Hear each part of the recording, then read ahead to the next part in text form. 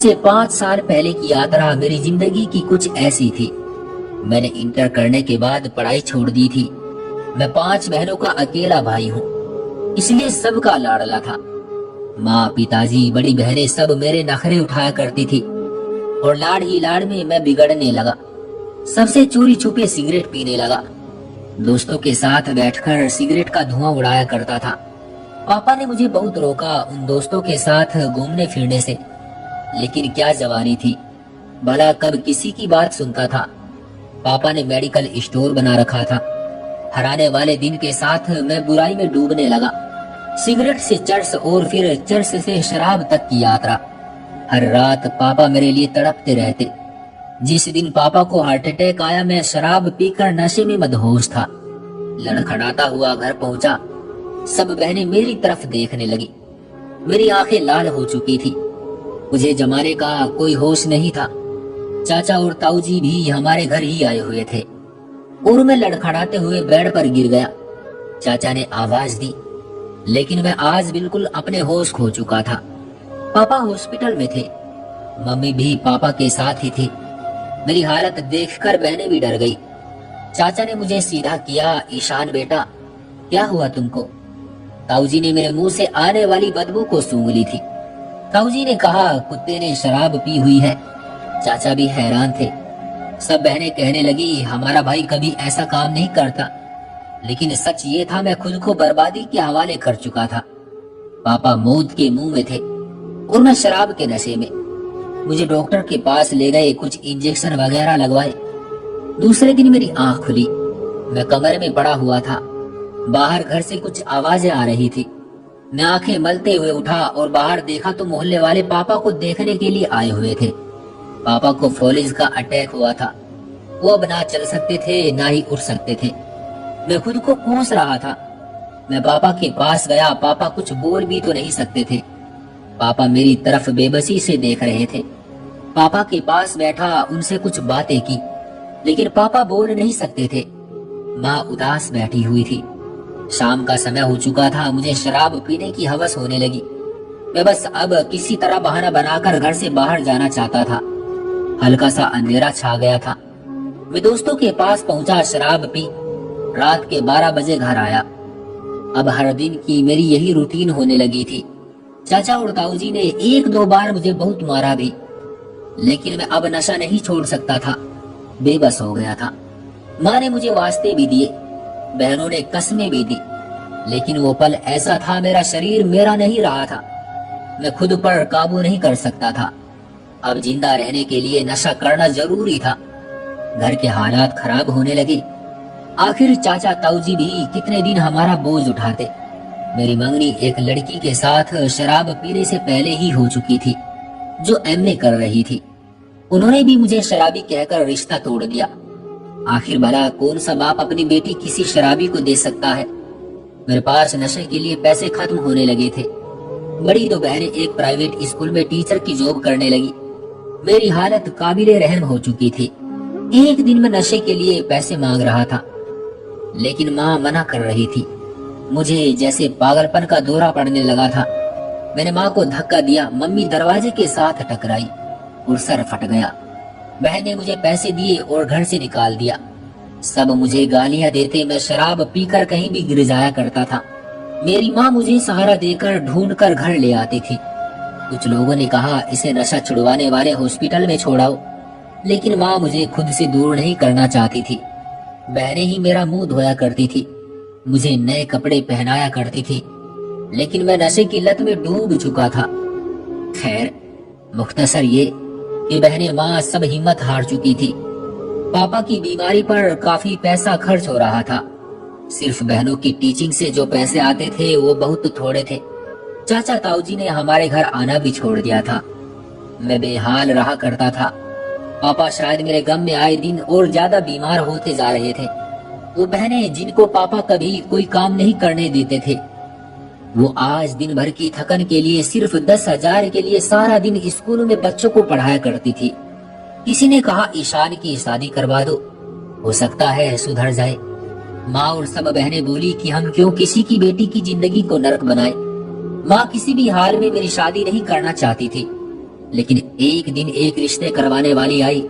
माँ से कहने लगी, एक बच्ची है, उसके माँ बाप नहीं है, नाना नानी के साथ रहती है, नानी ने ही उसे पढ़ाया लिखाया है, उसकी शादी भी की थी, मगर सिर्फ 10 दिन बाद ही तलाक हो गई। अब नाना नानी इस दुनिया में नहीं रहे और उसके मामा मामी उस पर बहुत जुल्म करते हैं। आप कहो तो ईशान से शादी करवा देती हूँ। अदिति बेचारी अपने मामा मामी के जुल्म से तो बच जाएगी। माँ ने कहा, हम खुद 2 वक्त की रोटी मुश्किल से खा रहे हैं, उसको कहाँ से खिलाएंगे। लेकिन माँ को शायद उस पर तरस आया, बहुत प्यारी थी। अदिति से मेरी शादी करवा दी गई। मैंने आज शराब नहीं पी थी, वो मेरे पास बैठी थी। आज पहली रात थी, वो मेरी तरफ देख कर बोली, ईशान सुना है आप शराब भी पीते हैं। मैंने उसकी आंखों में देखा, भला की खूबसूरत थी। मैं चाहते हुए भी झूठ ना बोल सका। मैंने कहा, जी बिल्कुल पीता हूँ। फिर वो खामोश हो गई। उस रात मैंने कोई नशा नहीं किया था। 2 दिन तो नशे के बिना गुजर गए, लेकिन फिर वही रूटीन में शराब पीकर घर आता। अदिति ने मम्मी और सब बहनों से कहा था, इसे कोई न संभाले। अदिति ने मेरा हाथ थामा और फिर अकेली मुझे कमरे में ले गई। मुझे बेड पर लेटाया और फिर मैं सो गया। सुबह आंख खुली, नशा उतर चुका था। वो मेरे पास आई, मुझे कहने लगी, ईशान उठो और मुंह हाथ धो लो। मैं उसकी तरफ देखने लगा। मैंने हाथ मुंह धोया, खाना खाया। मुझे उसने पैसे दिए। कहने लगी, ईशान जाओ शराब पीने, रात को आ जाना और मुझे बताओ खाने में क्या खाओगे रात को। मैं हैरान था, ये क्या बोल रही है। मैंने भी बेशर्मों की तरह पैसे ले लिए और चला गया। फिर रात को आया, वही रूटीन। दूसरे दिन मुझे पैसे दिए और घर के काम करने लगी। मैंने पूछा, अदिति तुम ऐसा क्यों कर रही हो, तुम क्यों देती हो मुझे पैसे। अदिति खामोश रही। फिर मैंने पूछा, अदिति बताओ ना क्यों देती हो पैसे। अदिति मेरी तरफ देख कर बोली, ईशान तुम जाओ शराब पियो जाकर। ये कहते हुए अदिति की आंखों में आंसू थे। मैंने पूछा, अदिति क्या हुआ। वो मेरा हाथ थामे मुझे कमरे में ले गई। ईशान मैंने बहुत दुख देखे हैं, बिन माँ बाप के बड़ी हुई, सब कुछ सहा, शादी हुई, फिर तलाक हुई और फिर एक शराबी को भी अपना लिया। ईशान 2 दिन बाद दिवाली है, आज क्या शराब पिए बिना रात को घर आ सकते हो। मैं हैरान था, ऐसा क्या है। अदिति कमरे से बाहर जाते हुए बोली, रात को आओगे तो बताऊंगी। मैंने उस दिन शराब नहीं पी थी। रात को घर आया, अदिति मेरे लिए खाना लेकर आई। मैंने खाना खाया। मैं बेचैन था जानने के लिए आखिर अदिति क्या बताना चाहती थी। रात के 11 बजे मैंने देखा मेरी बहनें कमरे में बैठी हुई थी। एक बहन बोली, मम्मी हमें दिवाली पर कपड़े नहीं लेने। माँ कहने लगी, मेरी बच्ची ले लेना, पिछली दिवाली पर भी तुमने कुछ नहीं लिया था। बड़ी बहन बोली, माँ मैं सोच रही हूँ इस रिश्ते को स्वीकार कर लूं जो मेरे लिए 50 साल के बूढ़े का आया है। माँ बहुत अमीर है, मेरी शादी से पापा का इलाज हो जाएगा, हमारे घर के हालात कुछ ठीक हो जाएंगे। बहन की आवाज कांप रही थी, आंखों में आंसू थे, कमरे में खामोशी थी। छोटी बहन बोली, ईशान भाई कब शराब पीना छोड़ेंगे। काश वो हमारा सहारा बन सकते। अदिति मेरे पास खड़ी थी। हम छुपकर उनकी बातें सुन रहे थे। मेरा कलेजा फटा जा रहा था। मैं शराब में डूबा रहा और मेरी बहनें बर्बादी को सीने से लगा रही थी। मैं खामोश रहा। मैं रोने लगा। मैं बहुत रोया था। मैं उठा और रोता हुआ घर से बाहर चला गया। रात भर बाहर रहा। दूसरे दिन भी घर ना आया। मुझे शराब पीने की होश ही नहीं थी। मैं बस अब कुछ करना चाहता था। 2 दिन बाद घर गया था कि मेरे पैरों तले से जमीन निकल गई। कुछ अजनबी लोग हमारे घर आए हुए थे। हमारे घर के सामने 2-3 कारें खड़ी थी। अदिति मुझे देखकर कहने लगी, दीदी की शादी है। मैं हैरान था, शादी किससे? इशारा किया उसी से जो आपके पापा के इलाज के लिए पैसे दे रहे हैं। वो 50 साल का बूढ़ा था। मैंने चिल्लाकर कहा, आप सब लोग यहाँ से चले जाए। वो लोग मेरी तरफ देखने लगे। क्या हुआ? मैंने कहा, बस आप लोग जाओ यहाँ से। कोई मुझे शराबी कहने लगा, कोई कहने लगा हमारी इज्जत का सवाल है। बहनें मेरे पास आकर खड़ी हो गई थी।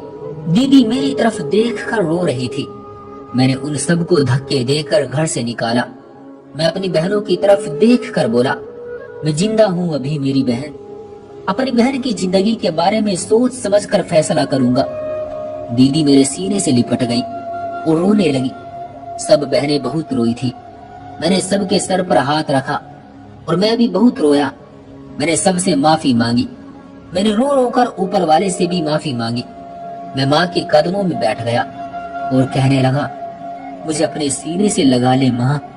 मैं वादा करता हूँ मैं अब कोई नशा नहीं करूंगा। मैं दिन रात मेहनत करूंगा। माँ ने रोते हुए मुझे गले से लगाया। मैं, मेरी पत्नी, मेरी बहनें बहुत रोए थे। उस दिन सबने मुझे प्यार दिया। मैंने खुद को बदल लिया। मेरे अपनों को मेरी जरूरत थी और मैं शराब में मदहोश रहता था। मैंने मजदूरी करना शुरू की। ईंटें उठाई, तसले उठाए। जो काम भी मिलता मैं उसे हंसकर करता। फिर ऊपर वाले का करना ऐसा हुआ, पापा के एक दोस्त थे जो लंदन में थे। उन्हें मुझ पर कुछ तरस आया। वो मुझे अपने साथ लंदन ले गए। मैंने मेहनत की, हालात बदले। दीदी की शादी एक सॉफ्टवेयर इंजीनियर से की। दीदी अपने घर में बहुत खुश है। अदिति ना होती तो शायद मैं कभी भी बहनों का तड़पना महसूस न कर पाता। पापा का इलाज एक अच्छे डॉक्टर से करवा रहा हूँ। वो अब काफी ठीक है। मेरे 2 बेटे हैं और ऊपर वाले ने एक बेटी दी है जो अब 5 दिन की है। मैं बहुत खुश हूँ। एक पैगाम देना चाहता हूँ। वो नासमझ लोग जो मेरी तरह किसी ऐसे गुनाह में शामिल हैं और अपनों से छुपकर या सामने कुछ ऐसा करते हैं, भगवान के लिए ये सब कुछ छोड़ दे। शायद आपके घर वालों को आपकी जरूरत हो और कोई शाम आपकी माँ बहन पर कोई क्यामत बन जाए। इससे पहले खुद को संभालो। बस एक बार खुद को बदलने की कोशिश करो। ऊपर वाला भी उसी का साथ देता है जो कोशिश करता है। तो दोस्तों, ये थी हमारी आज की कहानी। उम्मीद करते हैं कि आपको पसंद आई होगी। आपका क्या कहना है इस कहानी के बारे में, कमेंट करके हमें जरूर बताएं। वीडियो को लाइक करके चैनल को सब्सक्राइब कर लीजिए और साथ में घंटी को दबाकर ऑल पर सेट कर लीजिए ताकि आने वाली वीडियो आपको तुरंत मिले। मुझे दीजिए अगली वीडियो तक इजाजत। तब तक के लिए धन्यवाद। तो दोस्तों, ये थी हमारी आज की कहानी। आपका क्या कहना है इस कहानी के बारे में, कमेंट करके हमें ज़रूर बताएं। वीडियो को लाइक कर दीजिए और चैनल को सब्सक्राइब करके घंटी को दबाकर ऑल पर सेट कर लीजिए ताकि आने वाले वीडियो आपको तुरंत मिले। मुझे दीजिए अगली वीडियो तक इजाज़त। तब तक के लिए धन्यवाद।